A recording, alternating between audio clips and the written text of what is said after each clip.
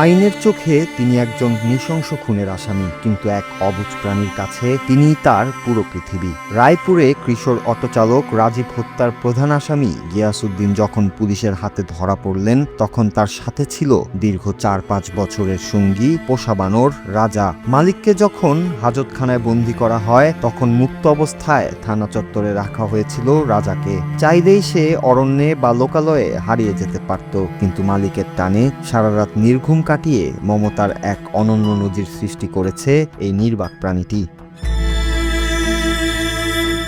গত শুক্রবার রাতে রায়পুরের চর আবাবিল ইউনিয়নে ১৪ বছর বয়সী কিশোর রাজীবকে হাতুড়ি দিয়ে মাথায় আঘাত করে নির্মমভাবে হত্যা করা হয়।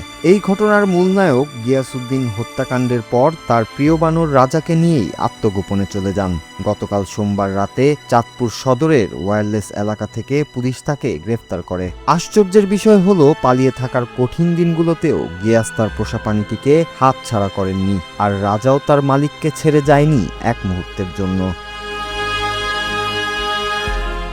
বানরসহ আসামিকে থানায় আনার খবর ছড়িয়ে পড়লে উৎসুক জনতার ভিড় জমে যায় রায়পুর থানায়। একদিকে মামলার গুরুত্ব, অন্যদিকে মালিকের জন্য রাজার ছটফটানি, সব মিলিয়ে এক আবেগঘন পরিস্থিতির সৃষ্টি হয়। থানা কম্পাউন্ডের ভেতরে রাজার অস্থির ছোটাছুটি সামলাতে হিমশিম খেতে হয় পুলিশ সদস্যদের। হাজতখানার শিকের ওপাশে থাকা মালিকের সান্নিধ্য পেতে রাজার এই আকুলতা উপস্থিত সবার মনে বিষাদ মাখা এক বিস্ময় তৈরি করেছে। চাঁদপুর সদর থেকে গ্রেপ্তার করতে সক্ষম হয়েছে।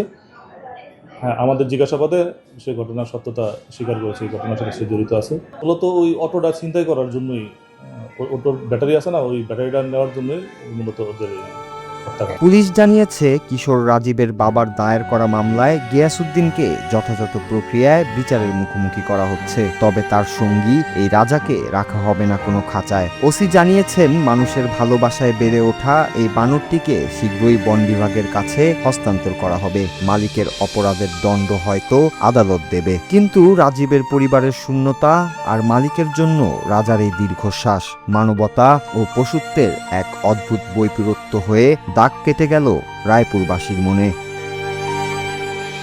Bangla TV news desk.